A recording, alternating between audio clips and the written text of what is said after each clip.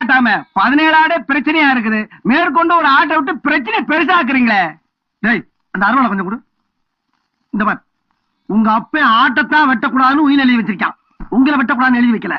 ஏதாச்சும் குறுக்க மறுக்க ஏடா உடமா பேசுறீங்க, நடு மண்டையில வச்சு உடனே வெட்டு. அப்படியே இருக்கணும் பஞ்சாயத்து முடிகிற வரைக்கும்.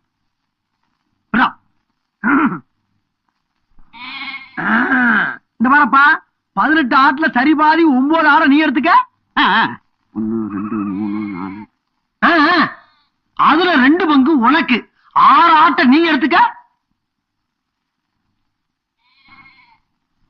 அதுவும் உன்ன 1 பங்கு உனக்கு. 2 ஆட்டை எடுத்துட்டு போய்கிட்டாரு. போ. டேய், உன்கிட்ட வாங்கின ஒரு கை மாத்த ஆடு நீ எடுத்துட்டு போய்கிட்டாரு.